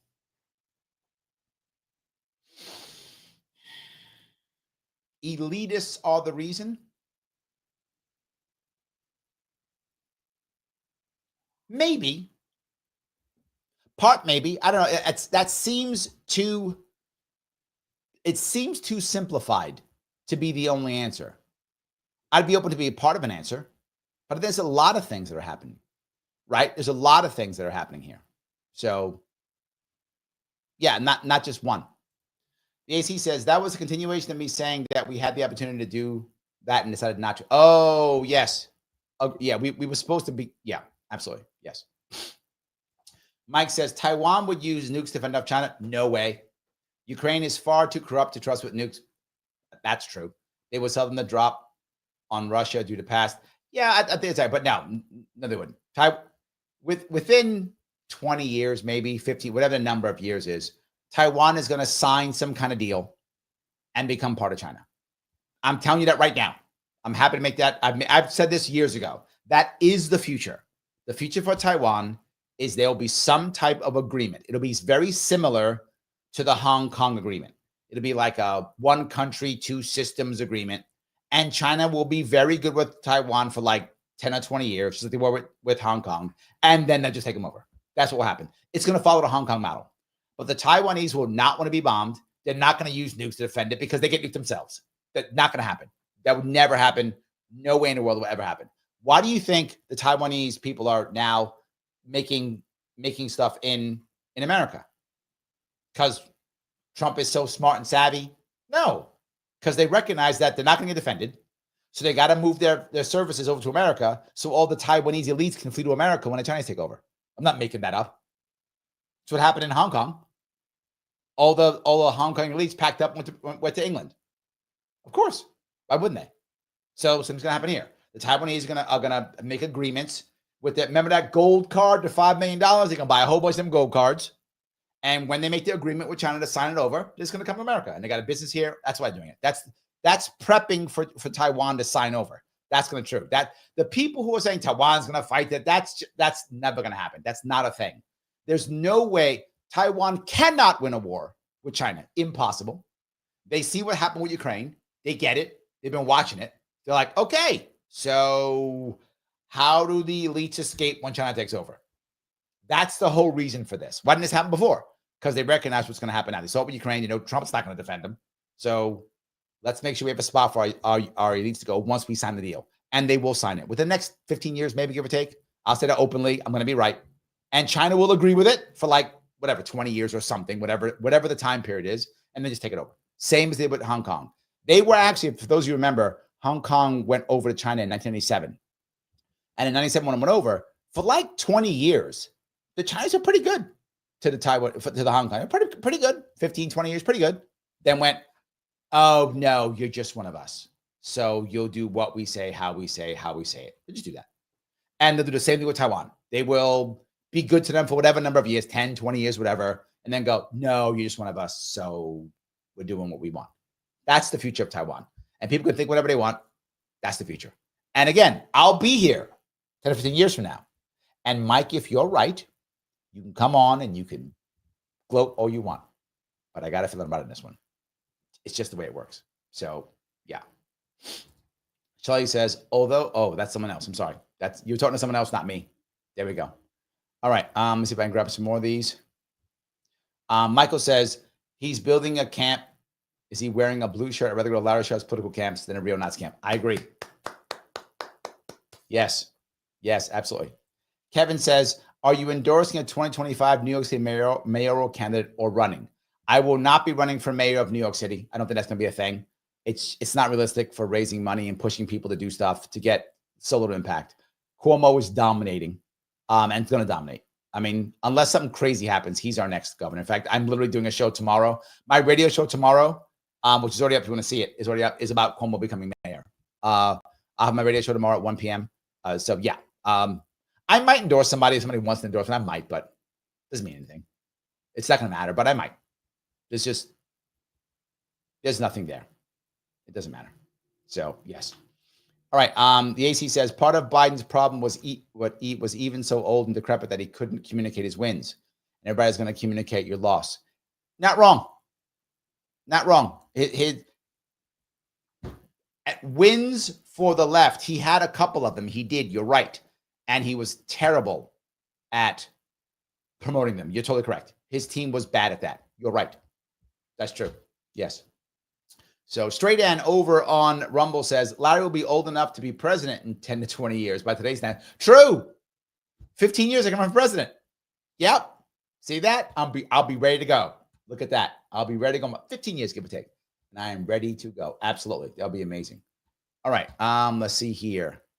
Coliti says, yes, Larry gives us news we can use, knowledge, new thoughts, and exchange of ideas. Oh, thank you for that. I appreciate that. Thank you.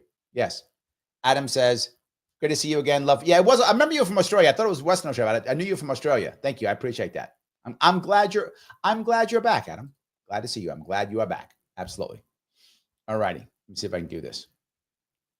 Adam says, Larry, did you ever write that happiness book?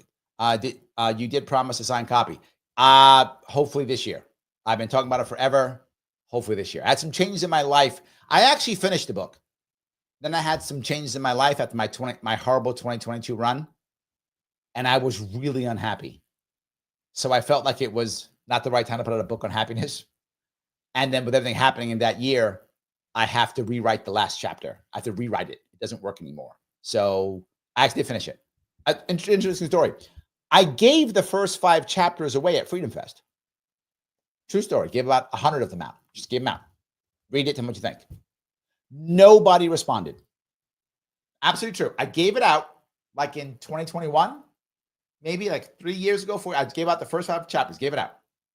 Said, here you go. Tell me what you think. I gave about 150 copies out. Not one person responded to me. Not one. When that happened, I assumed, man, this sucks. I thought I wrote a good book. It's obviously a piece of crap. They're not telling me because they feel bad. They don't want to hurt my feelings. They don't want to comment and go, Larry, it's garbage. So no one responded. I thought, oh, it sucks. So I put it on the shelf. I thought I wrote a crappy book and I just ended it. That's a true story. That's why it didn't come out in 2021. It was going to come out in 2021 because I was going to run in 2022. So I put the book out in 2021 and it was a planned thing. But nobody responded. Not one. 150 books. 150 binder. I get binders. The first 5 chapters. 150. Nobody responded to me. I thought, okay, I wrote a piece of garbage. That sucks. I thought it was good. I guess I'm wrong. And I shelved it. Then about a year later, you might think I'm crazy, Adam, but this is true. About a year later, people start saying, hey, Larry, when are you going to bring your book out? What do you mean? Well, you gave me the 5 chapters, waiting for the rest of it. Dude, I told you. Tell me what. Oh, no, I liked it. Could you have just texted me or told me or you saw me, said something? I literally gave it to everyone and said, please tell me what you think. And not one person did. And then I got people going, oh, I liked it. I liked it. I had 6 people tell me I liked it. All right. So that's the reason why I didn't come out. And then when I was going to put out, my life went into the toilet. So I was like, now I can't. And then I've been away from it for over a year. And if you ever had a project like that and you go away from it, it's hard to get back into it. It's very hard to get back into it. So, yes. Anyway, hope I answered the question. Ace says, I think both men and women today have too high and unrealistic standards. I know that I do. That's also true. Yeah. The problem with this is, AC, is that so many people are not comparing their girlfriend or boyfriend to the people around them. They're comparing their girlfriend or boyfriend to the people on TikTok or Instagram or Facebook or wherever they look at things. Well, those guys are all great, having a wonderful time. They're all massive and perfect and beautiful. And they're rich and they're hot and they're funny and they're all the things. Well, first off, they probably aren't because it's all projected, right? If I set everything up, I can look rich and hot and sexy if everything's fake and I set it all up. So yeah, so that's number one. But even if some of them are actually rich and hot and funny and all the things, there aren't that many of those people out there. So how am I going to get them? And then how would I get them? Right? Say I want some, I don't know, 29-year-old, 5'9" model. Who says I should get one? Just because I deem it so? Because I have high standards. So all of a sudden, the only people I can talk to are 29-year-old hot models with I don't know, brunette hair and blue eyes. Not that I care about that. Blue eyes, blue and brunette. Not that I'm care about brunettes, but brunette. Anyway, my point being, it doesn't matter. I think you're totally right. We should actually have, believe it or not, lower standards when it comes to things that are more surface. Sadly, so many of us have been trained to be shallow and care about surface things because that's what we see in our social media. So we're not concerned, to your point, AC, whether the person is actually kind or loves me or caring or wants to work for a relationship. That stuff is secondary. I'm not joking. I think, we're worried about, are they hot? Are they wealthy? Are they have status? What about things like that? It's the wrong thing to be. Look, I'm not saying you need to get somebody who's some terrible person. I'm not saying that. But for those more shallow or surface things to be priorities, look, you can do it. You do you. I'm not mad at you for it. You do what you want. But in my view, that's silly. I think I agree with you. It's silly for that to be number one.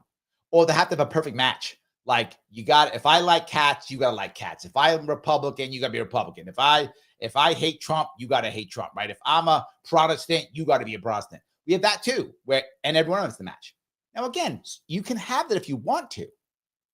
But if you want to find love, why would you make a checklist so tough and then expect not just for your checklist to be so, not just does the woman have to match my checklist, but then I got to match her checklist. So if she's got a checklist of 15 bullet points and I got 15 bullet points, we got to have 30 bullet point matches. Come on. I think you're right. I think social media has made us this way. You're completely right. The standards are just, and I see it all the time. The standards are insanely stupid. In my view, again, you have a right to every standard you want. Good on you. You do you. My opinion is, just my view, the surface stuff is far less important. And I think a lot of people care a lot about the surface stuff. And a list of things. Correct. Yes. So anyway, Kim says, we have big business and big government today because of Reagan. I wish I never voted for him. He did more harm than good. Funny, we're now trying to put back what he destroyed, small town America. It all began in the late 70s, early 80s. You're right. Clinton made it worse. But yeah, it started. I think the actual start was probably, again, Vietnam era. Vietnam era is the beginning. And then it kept going. I agree with you. Yes. And we're trying to fix it. Yes. So, let's see if I can grab some more of these. This is Life says, free Palestine, protect free speech. I'm assuming you mean that we should let people do the protests. I agree with you. Let them protest. Free speech is important. Whether you want to free Palestine or not, I agree. I do not like the lockdowns on free speech at all. Say it. You don't like it? The answer to negative speech or speech you disagree with is more speech every single time. One exception again.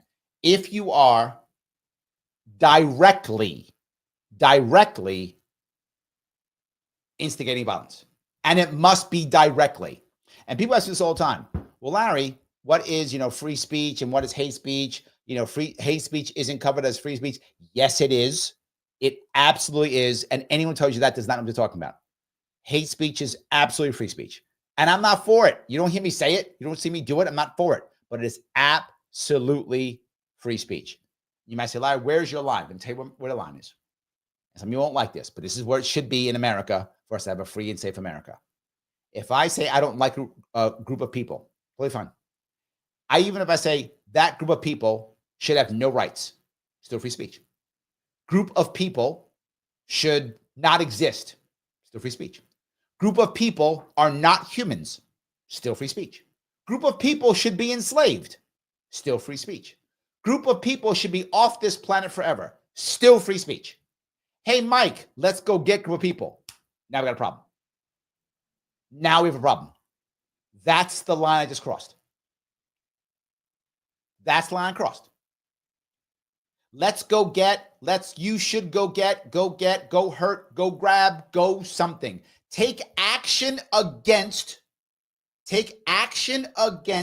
group of people. That is where it crosses the line. If you are not directly saying take action for people, it is free speech, even if it's horrible speech that I hate and disagree with. Even if it's horrible speech and speech I disagree with and I can't stand, it is still free speech, period. Unless you are saying take action against a group of people, it is free speech. And I know that sucks, but that is the only way we can save the only way we can save the First Amendment. So even if you say certain country shouldn't exist, that is still free speech.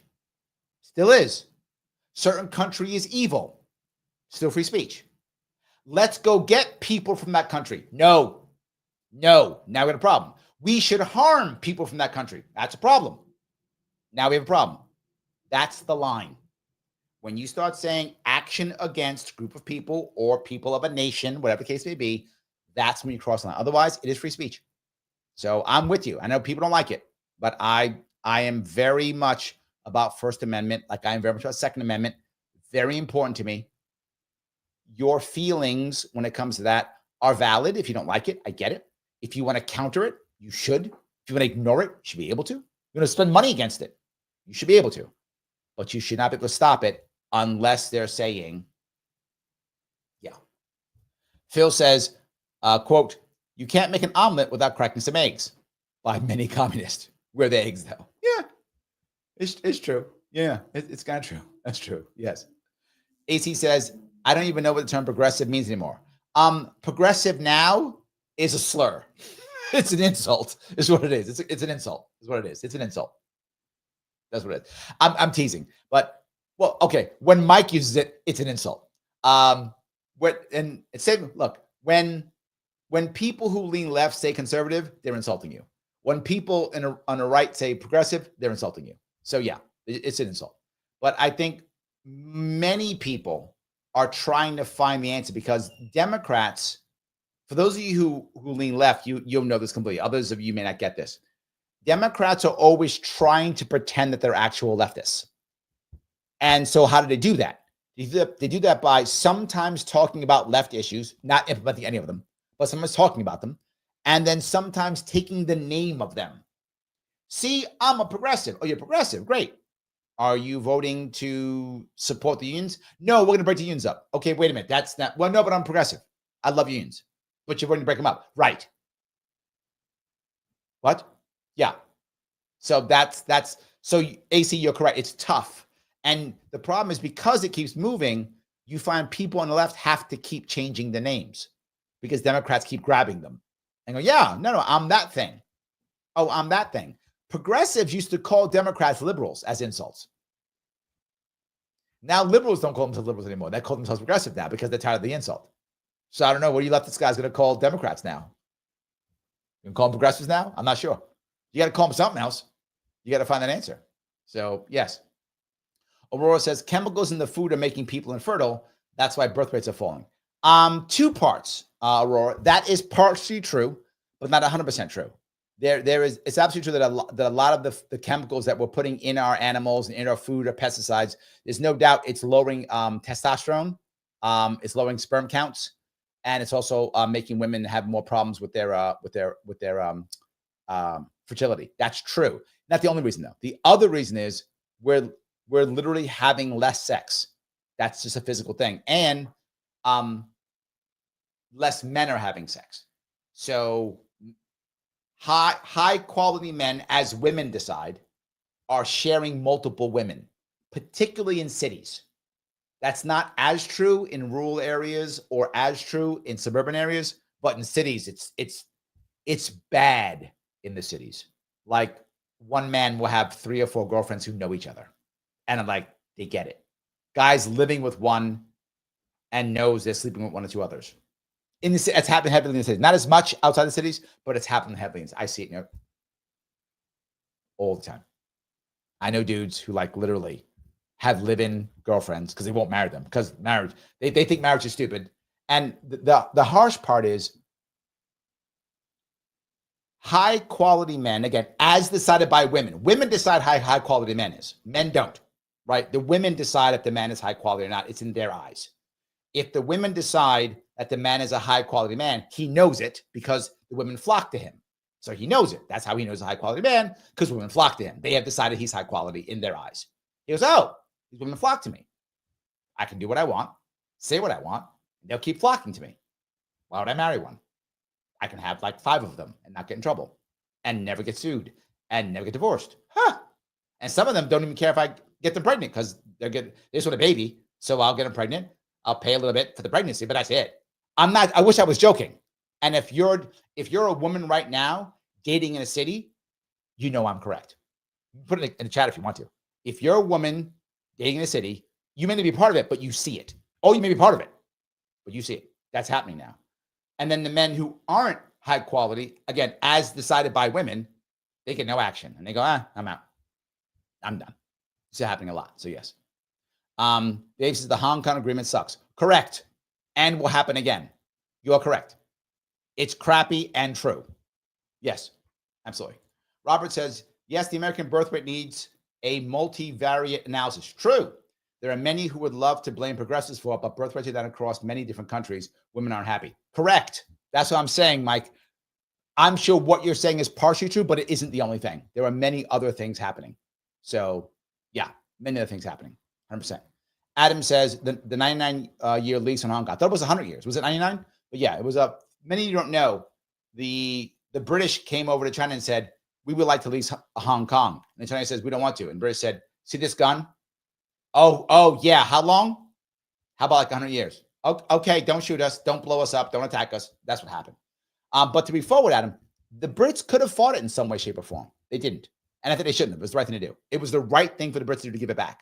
They should have, and I'm glad they did. So, yes. So, all righty. The AC says, well, thank you for being a member, by the way. Well, and also the Chips and Science Act gave all kinds of funding to do high-tech crap foundries here instead of Taiwan. Of course, Trump is dismantling that. Well, no, he's not paying them. They're not taking advantage of the Chips Act. They're not. They're just coming over. I'm not making that up. They're not, AC. The Taiwanese are coming over, and they're going to say Trump is going to take advantage of it, and good for him. I'm fine. He gets it. It's fine. But the reality of it is they're coming over because they want to be prepared when they sign a deal and they want to have a place to go. You're going to see whenever it's 10 years from now, 15 years from now, you will watch it happen. Guaranteed. Guaranteed. If someone wants to bet money on that, I'm happy to bet money on that. I'm that sure that's what's going to happen. I'll bet money if somebody wants to. So I'm that sure that's going to happen. It's absolutely true. So yes. All right. Ryan, thank you for being a member, my friend. Larry for MSNBC chairman. I'm in. Let's do it. Yes. Let's do it. Yes. Yes. All righty. Adam says you should have emailed me. I would have given you feedback. I didn't think I had to, Adam. I gave out 150 copies. I didn't think I had to. I thought it was obvious. Why would I bother? Kaludi says they probably were not ready to receive your message, Larry. Maybe. But it was, look, in the long run, I'm happy it happened that way because my 2022 run was a disaster. The pain and backstabbing that I got through it, is going to make the last chapter even better because I've recovered. One thing I'm very good at, and people who know me know this, is I bounce back well. It's one of my skill sets is I get back up. That's one of my skill sets. And I never forget when I saw this. I remember who said about it. I forgot, it was years ago. It was the woman, Barbara Corcoran, who, for those who don't know, she's been Shark Tank. She's a very successful real estate person here in New York City. So the Corcoran Group, very successful. And she was being interviewed. I feel like it was Larry King back in his 20 years ago. I think it was Larry King. Is saying, you're a great businesswoman or something. She's like, no, I'm not. He's like, what? Well, you're a mogul in, property. She's like, no, I'm not. She's like, what? She said, I'm good at one thing, getting back up. That's what I'm good at. I always get back up. That's what she said. And I was like, grit. That's why she's successful. She doesn't have to be the smartest, doesn't have to be the best. She gets back up. That is my skill set.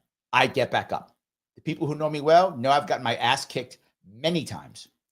Many times. And even when I was a kid, Mike and I grew up in the Bronx. And we know that there's bullies in the Bronx.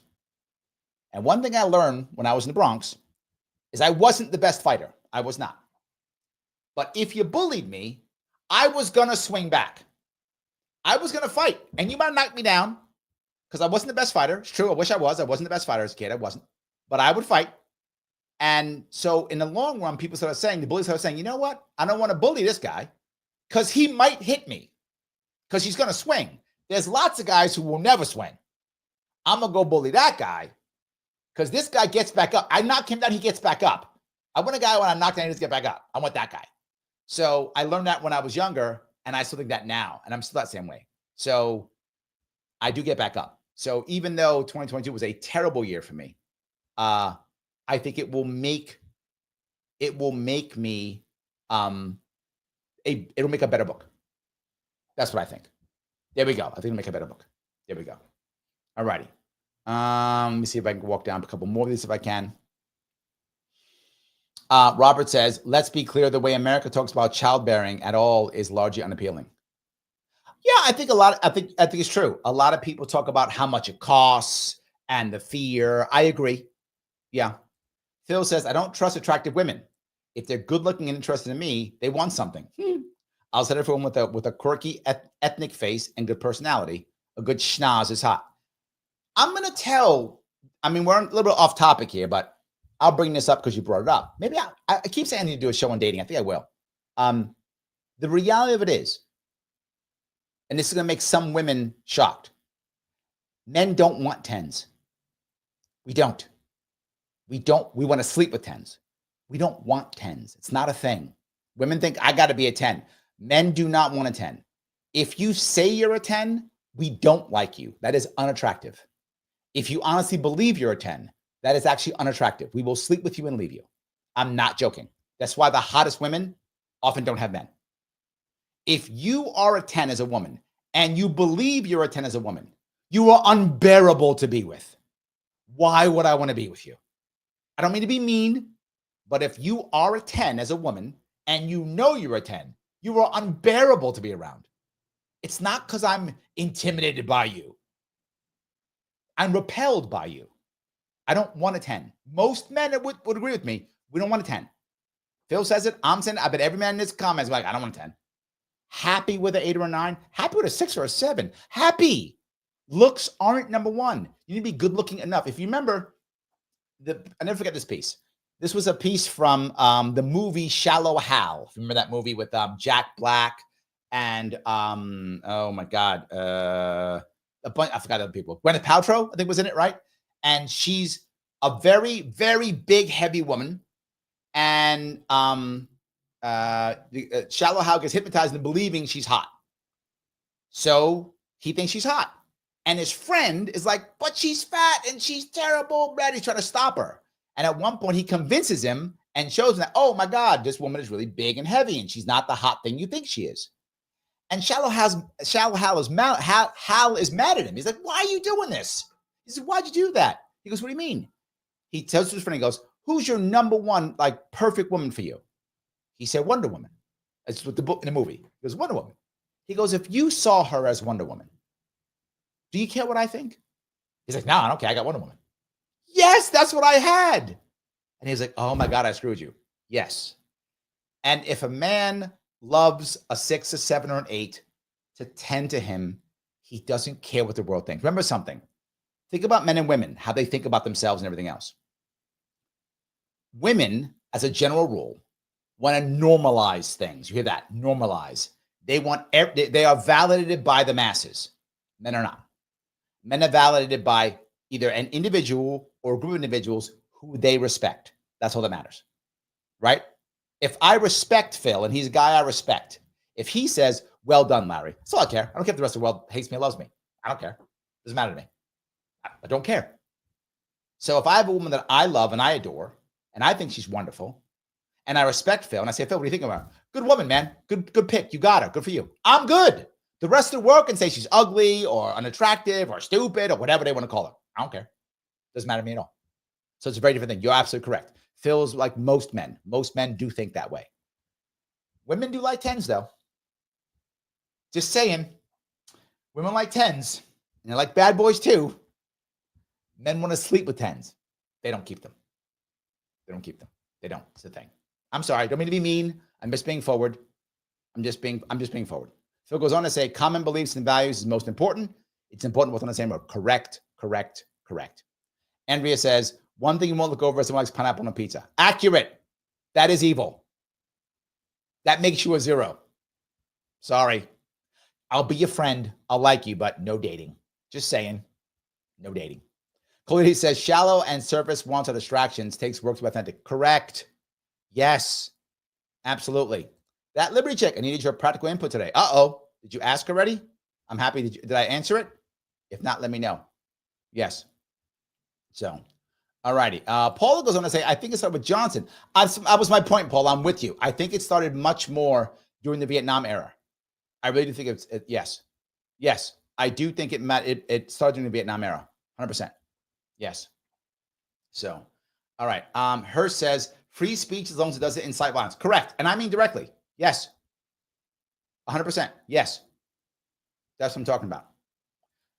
Stelline says, I may not like what you have to say, but I'll defend your right to say it. Yes. 100%. The AC says, it's not free speech when you say it about Israel. Well, according to some people. Sadly, you are correct, AC, and I can't stand it. Israel, in my view, gets no, if you want to be mad at Israel, mad at Palestine, mad at Muslims, mad at Jews, you get to be mad at all of them if you want to. No matter what, you get to be mad at all of them. Doesn't matter. You are not allowed to incite violence against them, right? That's the issue. But you can be mad at them all day long. You can say, you don't like Israel, it should go away. It's a bad country, or whatever you think. Yes. Yes. And you can attack the individual leaders, not physically, but verbally. Yes, absolutely. Call them bad names if you want them. Of course. Absolutely. Yes. So Straight Ann says, he's over on Rumble. He says, awesome show, Larry. I'm glad to be here. Tell me again about the Facebook stories. Actually, I think the VA lady will be happy to tell you about that because she was watching them herself. So she can help you out too. But you can just go to Facebook stories and click on those. You'll see them. Yes. So absolutely. All righty. Pickerbell says, we can still call Dems liberals as an insult. Yeah, I think many do. Yeah, I think many still do. Yes. I think many still do. Absolutely. So, let's see here. Celine says, I call myself a classic liberal. I've heard that before. Yeah, I have heard that before. Absolutely. Yes. All righty. Shelly says, I called my friend a Mashugana. He had to look it up. That is good. I like that. That is good. 100%. That's good. All right. The AC says, they call that female hypergamy. And I'm not 100% sure I believe in theory, but I have some evidence that I'm not blind. I'm not sure how true hypergamy is, to be forward with you. For those of you who don't know what that is, hypergamy is the concept that women always go for men that are better than them. That is the theory. I do think some of them do believe that. How prevalent it is it? I don't know, to be forward. But you definitely can see there are women who think that way. That's true. That's accurate. I don't know how prevalent that is, to be forward with you. But yeah, you definitely do. You definitely do see that. You definitely do see that. 100%. Piggerbell says, yeah, I don't want to be married again. Once was enough. I hear that all the time. Yes. The AC says, when you're not financially secure, it's harder to deliberately bring a child into this world. Mistakes will happen, though, or mistakes, but definitely unintended. Yeah. This part is really important. I do think that America has failed horribly at creating a world where people feel comfortable bringing kids into the world. And the example I'll give you is there was a minor baby boom in a very specific group of people. And that was during the lockdowns, it was women who were part of the managerial class who were able to work from home. It's true. Within that segment of women, there was a small baby boom. Why? Women were able to work from home, make the same amount of money they made prior to that, and said, wait a minute. If I can feel comfortable in my own home, feel comfortable, I'm not getting fired during this lockdown, I feel comfortable, and I can be home, let's have a baby. This is an example of what I believe to be absolutely true. If you want more children, make women feel more comfortable and confident. And part of that is financial, but part of that's also partners. So it's not only financial. It is financial, of course, but it's also, does a woman feel like she has a partner that she can trust and believe in? If she has that and financial security, yes, you will see a baby boom. And I think that's an example of that. It's true. We've done a very bad job of that in America. And let me bring this piece up now that I think I should probably do a whole show on this. But what America has done very poorly through our worldview after World War II is we've made luxury cheap and necessities expensive. Exactly the opposite. If you go prior to World War II, generally speaking, luxuries were expensive, as they should be, the luxuries, and necessities were cheap. And anyone could buy a house. It was a thing. You could buy a horse if you were in a horse back then. Oh, some people could buy cars, but even then. But luxuries were expensive and necessities were cheap. So everyone could live and you'd buy some luxuries here or there. If you got wealthy, you had a lot of luxuries. Now the reverse happens. So what happens when that happens, AC, is now every single individual expects luxuries. So they spend lots of money on luxuries because they're cheap, relatively, but can't afford a house or a car or whatever. It's the opposite. Now, here's what some of you people in left will be unhappy about. Who controls all necessities? Yes, the government. Every single thing the government controls, you have less access, becomes more expensive, and has worse service every single time. Yes, every time. And that's what happened. The government is an attempt to take over and let's take care of housing, controls housing. Oh, okay. Let's take care of education, controls education. Let's take care of the hospitals, more expensive. Everything they're taking over, healthcare, has become more expensive. College was cheap before the Department of Education. Cheap. Like you could go to college for a couple of $100. I'm not making that up. That's how it was. Government took over, garbage. But that system we've created has done exactly what you're talking about. It has made it to where necessities are expensive and luxuries are cheap. We have to reverse that in our country. You want success? Reverse those, and you'll see things change. That's the key. Yes. The AC said, wow, AC got a lot tonight. AC, you haven't been on for one night. You're doing a lot. I like it. I think you're right on that, Larry, of the rich Taiwanese immigrating here, and I'm okay about the chips and science like not getting enforced. It was mostly giveaway to rich companies anyway. Correct and correct. All correct. Yes. Absolutely. Yes. Phil says anyone who hates Jews has never had lox and bagels. Accurate. Yes, with a smear of cream. I'm not a cream cheese guy, but I do love lox and bagels. They're delicious. It's half of why we know who God's people are. Done. Yes. Bagels are delicious. I don't eat them anymore because I'm, yeah. Yeah. Absolutely. Mike says, true, it's the only way to deal with bullies. Yeah, Mike knows. We come from the same area. Plus, it leads to being an adult that can handle adversity. Correct. Yes. Correct. Yes. Joel says, high maintenance dollars. Phil says, you're on the money, Joel, or lack of money. Yes. Yes. Yeah, absolutely. It's true. Absolutely. Mike says 7 and 8 are the best. Loyal and attractive. Yes. Agreed. See, people agree with me. Yes. People tend to agree with me. Yes. Ryan says, I worked around a hot lady and her person was a total turnoff. Yes. Narcissist City. She drove most of us insane with her night demands. And this was work. Yes. Men don't like 10s. We don't want 10s. We don't want 10s. We want like 7s and 8s and 6s. We're good. Just be nice. Joel says the crazy versus hot matrix scales. Oh, yeah, I've seen that one. That's actually funny. Yes, absolutely. Shelly says the 10s, both male and female, don't develop beyond their looks. That is also true. Yes, absolutely. Yeah, that's true. John says, if I remember correctly, they have the pineapple on pizza argument in the movie Shallow Hal. I don't remember that, but yes, it's true. Just saying. Yes, it's true. So 100%. All righty. Joel says, hypergamy, that explains my situation. Maybe. Again, I'm not sure. I know that there are definitely women who do fall in that category for sure. I don't know how prevalent it is to be forward. I haven't done enough homework on that to know if that's how prevalent that is. But I do know there are women who fall into that. Absolutely. Yes. Gene says, I went to college in 1979. It cost me $2,500 a year. Yes. There we go. Yes. Andrea says, I would say that I'm a 6, and I'm happy with that. More importantly, my husband is. That is all that matters, Andrea. Well, no, that you and him are happy. That's all that matters. The rest is all secondary. 100%. That's all that matters. And I bet if you say you're a 6, he sees you as far more than a 6. Far more than a 6. I'm sure he does. He'll say to be nice to you, but I'm telling you, in his heart, he probably sees you a 10.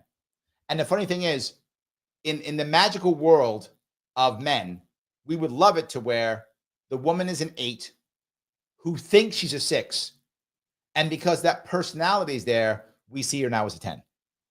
And look, if any of you have actually been there, I hope you all have. When you really care about somebody, they always become more attractive. Phil says, thank you, Phil. Yeah, love goggles are real. 100% real. You're 100% true. Yes. So, Andrea, whatever you are physically, he absolutely sees you for more. There's no doubt. He sees you, whatever you are, he sees you for more. So, yes, absolutely. So, the reality of it is, if you two are happy, that's all that matters. That's it. Nothing else matters. That's all. And I want people to be happy. That's all I care about. I don't care if you're with a 10 or 8 or 6 or 3, whatever. Are you happy? Yeah, it's good. That's all that matters. So, yes. Guys, I want to ask one more time if I could click the button known as like. Do that if you would. Please share and repost this. I know I ask all the time. Please do so. Make sure you subscribe if you haven't already. Right? And because I'm not on Twitter tonight, please do me a favor and do that. Yes. So, Straight End says, my German girlfriend heard you talk about 10s. She thinks she's a 10 and calls you an Arschloch. Arschloch, by the way, in German means asshole. I'm not sure what that means, but I think I know. It means asshole. So yes. Yes. Your German girlfriend should not think she's a 10. A 9's good enough. 9 ist sehr gut. Let her know that. 9 ist sehr gut. 10, nicht sehr gut. Anyway, let her know that. It's true. 9's better. Hopefully she's a 9. So she should not be a 10. If she's a 10, she's going to give you a lot of trouble, Straight Ann. But it's okay. Blame me. I'm the asshole, clearly. It's okay. You've given me a lot of German lessons today, but I knew a lot of it anyway. Any case, guys, good seeing you all. I'll be back tomorrow at 1 o'clock on my radio show. Please do me a favor, if you would. In the chat, just put, after this is over, put in the chat the number of the person who you like the most. Do you like 10s, 8s, 7s, 6s? Doesn't matter. put the number in just surface looks. What would you prefer? I will see you all